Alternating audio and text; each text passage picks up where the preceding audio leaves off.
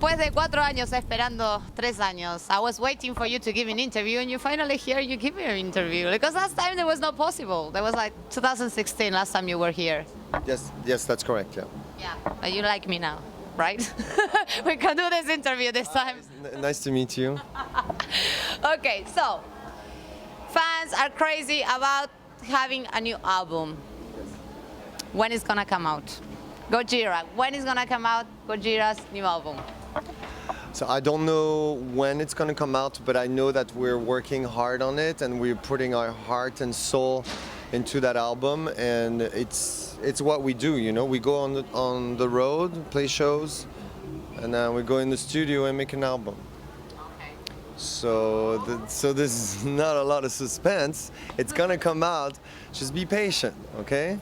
Give us a few months. It's going to come out. Okay, that's good. At least you give us a clue there, like a few months. Yeah. That's good. Okay, let's talk about a little bit about the show, you know, the performance, because like a couple of months ago, Christian got burned his face with a fire. Yeah. So what did you learn from it? Because you're still having even more fire now. So why you keep pushing the fire thing? Why don't you play with water, for example? It's that, you know, nobody's gonna get hurt with water unless you drown. Water's good. It's interesting. I thought of water. Yeah, I like water. Water's great, but when each time I bring the idea, they say no, it's not metal enough. So we'll see. People love flames. There's a frenzy with flames nowadays. Now it's not even original anymore, but it's still working because fire is. It looks good. Fire looks good. Fire is dangerous. Fire is something you cannot touch. You can touch water, you cannot grasp water, right? But fire, you cannot even touch it. And it makes it special, it's very dangerous. Christian got scared.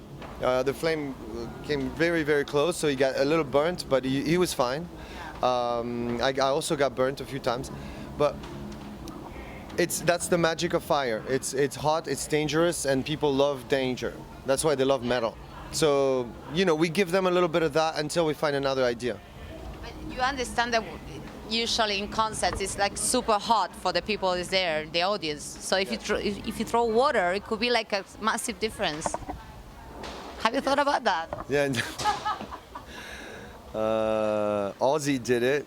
I mean, I'm taking notes. Okay. Just an idea. Anyway, you guys are a very peculiar band because you live in 2 different continents. So the idea of making work a band who is in the same city, sometimes it's really difficult. How you manage to make this work? Because half of you are in the States, half of you here in Europe.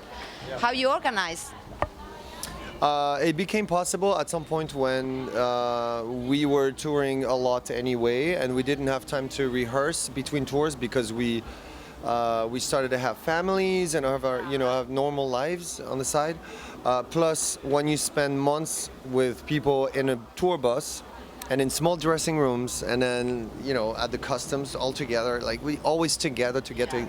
You can't stand your friends anymore after months and months of being on and smelling each other. So when we're home with our family, and then we know, okay, in 2 weeks I'm going to see these guys again. You don't necessarily need to be in the same town anymore, you know. We don't rehearse every Wednesday anymore. We used to do that in high school, but not anymore. So it's okay to be apart from each other because it became such an organization. It's such an operation, this thing, and it's our entire life. We dedicate our energy to that. It's our, it's our life. So if we're gonna get together a week earlier to practice a few songs, it's not a big deal. That leads me to another question then, because they always say that a band is like a family. For what you just said, that you have to coexist together in a very reduced spaces, and also problems come out. So you have your brother there. Yeah. So is it not more difficult to have someone from your own family? Because brothers we not always get along well. We have our ups and downs. Yeah. How is it? Mostly with a crazy one like yours. I don't know who's crazier. Is it me or him? I don't know. I think it's him, but he thinks it's me. So it kind of brother thing. Yeah. We don't fist fight. No fist. Good. No. That's good. We don't choke each other.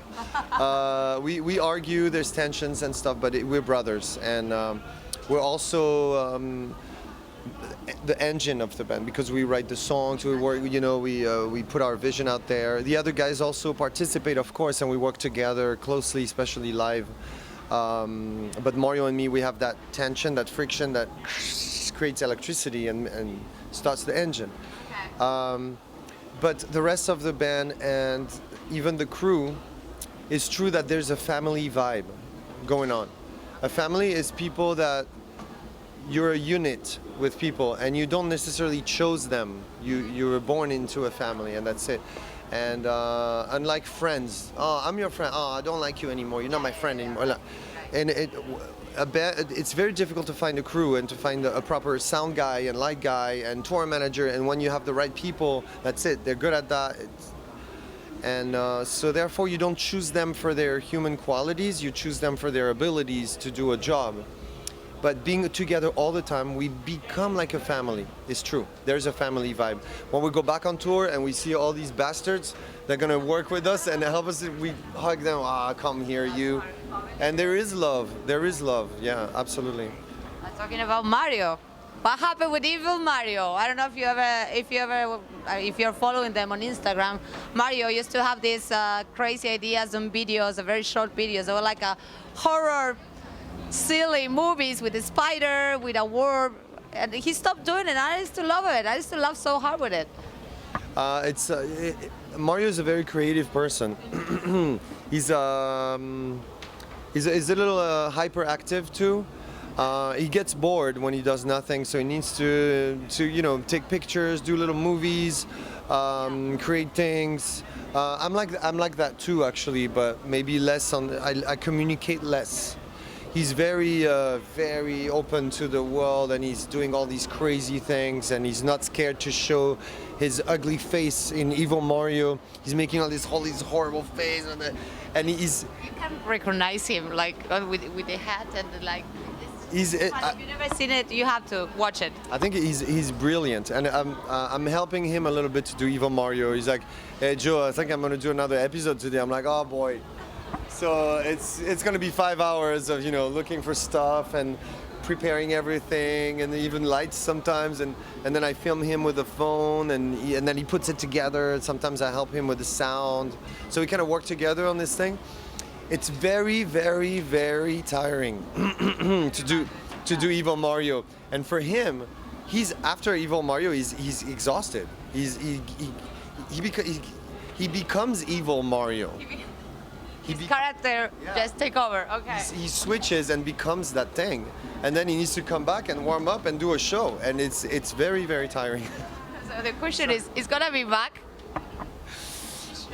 We're about to do a tour with Behemoth and Slipknot and Volbeat.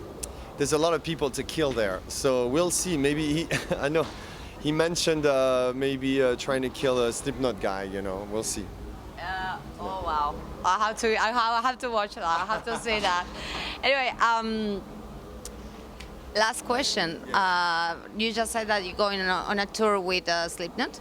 Yeah. You did it before. You also tour with Metallica, which is probably one of the biggest dreams of any band in the world. And so who else? Who would you like to tour with?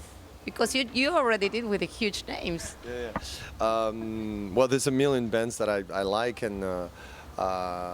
but I think I'm in my 40s now, and we released 6 albums. We're about to release a 7th album. Maybe it's time for us to just headline. Yeah. Headlining, when a band says, okay, now we're gonna headline, it doesn't mean now we're huge. It means maybe instead of promoting our band constantly by opening for other bands, maybe it's time just to go on tour and play and see whoever shows up. And we promote for another small band, yourself. Yeah. How about someone else? Opening for a smaller band? No, a smaller band opening for you. Oh, yes. So you're helping out. Yeah, I'd love to bring Tool on tour, and Iron Maiden. No. Small bands, right? No. Of course. We there's so many good bands rising now. You know, upcoming bands. There's this band from New York called Netherlands that I'm in love with. Genius work, and they're very active on the scene in New York, and I go see them often, play in small clubs and stuff. They're releasing a new album. It's not a new band either. They were doing other things before. I mean, it's incredible. It's incredible. Netherlands. Check it out. Yeah. Okay. Yes. Well, last question now then, because you lead me to. If you have to, do you know any Spanish bands? I guess so. Besides Gypsy Kings, right? Yeah, right. So, is anyone that you really like from here? Yeah, I like Tundra. Our bass player is rocking their shirt all the time. I like Hamlet. I don't know. I think you see Hamlet. Yeah. We played with them years ago, and I was blown away by their guitar sound and their stage presence. Thought that was great. Well, maybe you should take some Spanish bands on touring next time. Yeah, sure, okay. Just kidding. Okay, Joe, thank you so much. Can't wait to see you again, because I see you I don't know how many times. But anyway, hope you have a really good show and really good time here in Resurrection Fest. Yes. I'm having a good time already. Thank you very much. Okay. Gojira, Joe from Gojira for Resurrection Fest TV 2019.